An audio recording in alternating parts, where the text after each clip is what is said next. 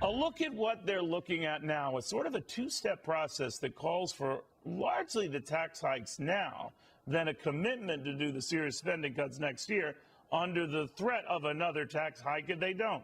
Again, not the threat of more spending cuts, the threat of an additional tax hike.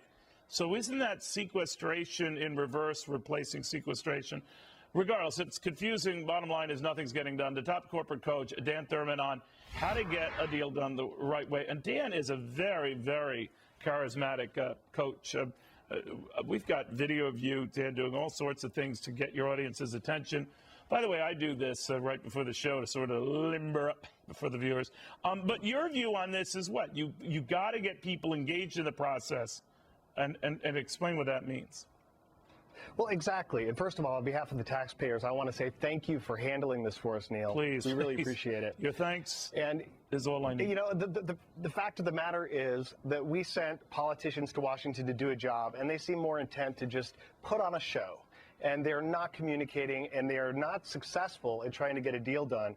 And this would never work in business. I mean, the fact is the rules that work in business and in real life just don't play out in Washington.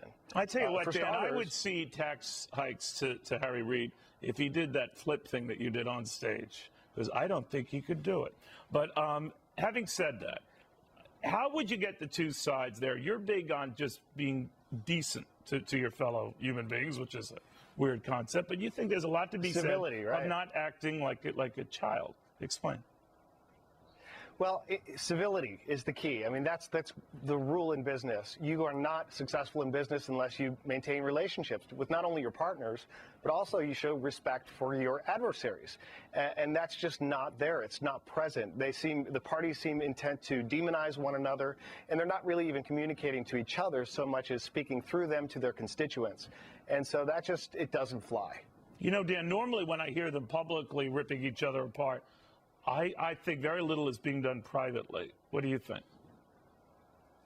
Well, that's a very, very good point. I mean, if they're out there and they are demonizing one another, how can you form a private connection? I mean, it used to be in Washington, people did hang out with one another. There was a relationship above and beyond what played out in the media or what even happened in the discussions in Congress. But that seems to be not the case. They're more and more isolated from one another. And how can you have a conversation when that's the case? As a corporate coach, I guess part of what you do is also remove folks from their own demons, right? The type of behavior that always either antagonizes or aggravates the other side.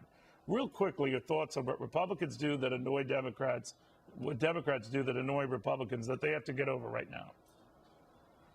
Well, I think that what they have to get over is the fact that they're just not dealing with the facts. Step one in business is to own the reality. And without a clear audit of the facts and some agreement, I mean, you don't have to agree about the solution initially, but you can at least agree that we have a problem. And it's a serious problem, and the scope is enormous, and it is only getting worse. And so by discounting that to begin with, you really have nowhere to build from. And also, you know, in Washington, everyone is trying to take credit for their intentions, and there's very, very little accountability for results. And so I think that if both parties got together and said, look, these are your ideas, these are our ideas, we think this will work, we think this will work, but you know what? Let's try it. Let's put something in place with some measurement and with some accountability so that we know and we can track our results and then own it. In other words, you don't get everything you want, but the idea is you get enough of what each side wants that you both come out winners. Look, in business, a conversation, a negotiation is exactly that. Both sides have to give and take something in order to move it forward. And again, you know, we sent them there to work this out, to get it done, not to grandstand for your next election. And so, you know, our country is polarized. There's no doubt about it. And yet we've elected these individuals there to lead us through a very serious situation. So unless they can resolve their issues, I don't see how we can resolve ours. All right, Dan. Next step is somersaults for both of them. Boehner, Reid, I would throw in the president, because I don't think they could do it as well as you, but I could be wrong. Thank you very much, Dan. Very good seeing you. Thank you.